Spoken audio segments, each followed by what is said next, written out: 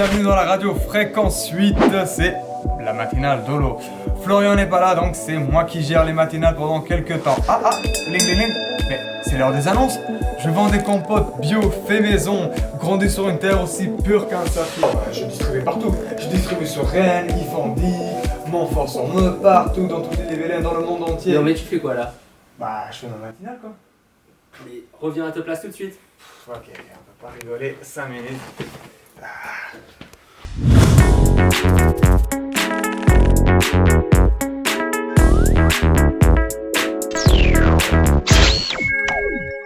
Bienvenue dans le concept chez un passionné. Aujourd'hui on est chez Radio Fréquence 8 à Montfort et je suis avec Florian. Et forcément, première question, comment ça va? Ah bah ça va très bien, moi je suis content de te recevoir ici.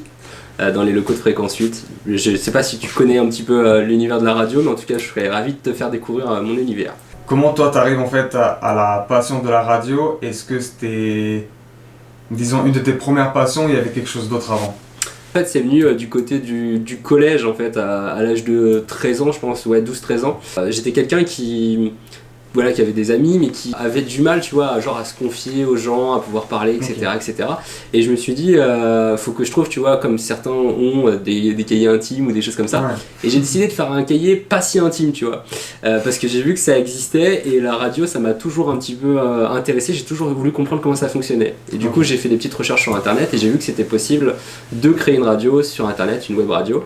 C'était quoi le nom de la radio du coup? Alors la radio, elle s'appelait FL Braise Radio. Okay. Donc FL pour mes initiales, Braise pour le côté breton parce qu'on est fiers d'être breton. Et mon concept de justement créer FL Braise Radio, c'était de créer une radio qui soit destinée aux jeunes et qui ne soit pas comme sans limite. Moi je trouve que comme tu vois ton émission, je trouve que c'est bien de pouvoir montrer les valeurs que certains autres gros médias ne parlent pas forcément. Ouais, c'est vrai. Et du coup, c'était mon objectif, c'était de créer quelque chose auquel on peut s'adresser à la jeunesse en parlant comme des jeunes, en ayant un contenu qui plaise et écouter pas forcément des sons qui sont que commerciaux et qu'on entend partout. Ok.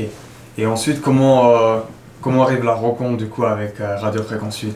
Alors la rencontre avec Radio Fréquence 8 c'est assez particulier, c'est qu'en fait la radio en fait ça m'a changé quand j'ai voulu vraiment en vivre et être professionnel dessus. Donc j'avais tenté d'intégrer une école de radio qui est basée à Guichin, qui s'appelle la School Radio. La première fois j'ai pas été retenu parce qu'il y a beaucoup de candidats et que c'est très compliqué la sélection. Donc j'ai fait un service civique entre temps dans une radio, ensuite j'ai réussi à repasser les tests pour intégrer la School Radio. Et durant cette formation donc d'animateur, technicien, réalisateur, il y a un petit stage en fait d'1 mois à réaliser.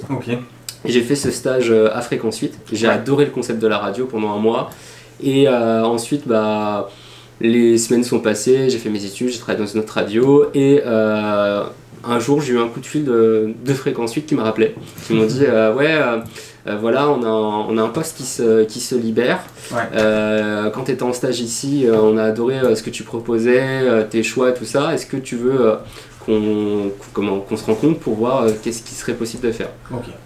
À ce moment-là, je cherchais un poste en radio, j'avais déjà quelques propositions et je me suis dit pourquoi pas. Et franchement, trouver un poste où tu restes dans ta région, que t'aimes bien et auquel on te propose un projet où tu as un peu carte blanche, j'ai presque dit oui sans hésiter. Dans le concept chez un passionné, on a l'habitude de poser la question en fait, est-ce qu'il y a un blocage par rapport à la radio ou par rapport à toi en tant qu'animateur? En radio, il y a une petite subtilité qu'il n'y a pas en télé, une subtilité qu'il y a en télé mais qu'il n'y a pas en radio, c'est que les audiences en radio sont pas ultra claires. Dans l'idée où en radio, on n'a pas de technologie pour savoir combien d'auditeurs on a seulement les sondages, qui sont des sondages faits par quelque chose que les gens ont repéré, ça s'appelle médiamétrie.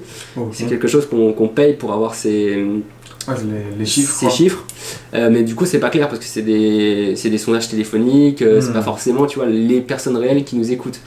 Qu'en télé, il y a des technologies qui permettent de savoir combien, par exemple, si toutes les 10 ou 20 minutes, je sais plus, la personne est connectée sur le programme, là c'est comptabilisé et ça leur fait des chiffres.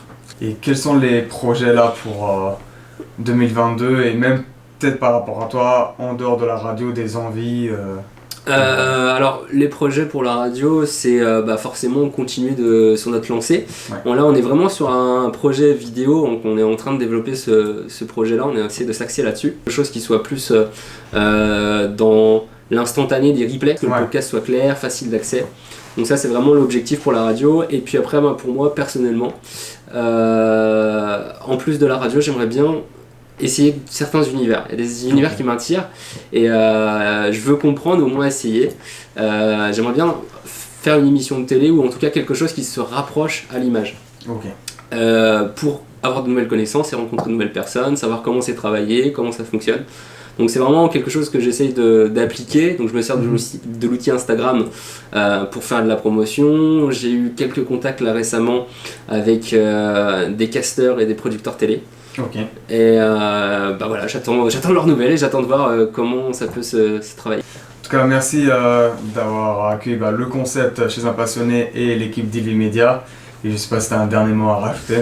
Eh bien, moi je vous remercie justement d'être venu ici à la radio. Avec plaisir. Et puis j'espère forcément que l'équipe va aussi participer à une émission avec moi à la radio. Pourquoi pas? Ouais, grand plaisir. Grand plaisir, on peut faire un truc. On trouvera quelque chose. Une bonne petite thématique. Eh bien justement, moi je vous accueille sans problème. Ouais, je voulais juste rajouter d'aller te suivre sur les réseaux. Du coup, sur Instagram, c'est Florian Lemercier, si je dis pas. C'est ça, c'est Florian, _Lemercier, _off, vous pouvez me retrouver facilement. Et autrement, directement, vous tapez Florian Lemercier, en général, je suis le premier qui apparaît sur Google. Ouais. C'était Olo pour Chez un passionné, n'hésitez pas à écouter, bien sûr, Radio Fréquence 8. Il y a les podcasts sur YouTube, il y en a plein.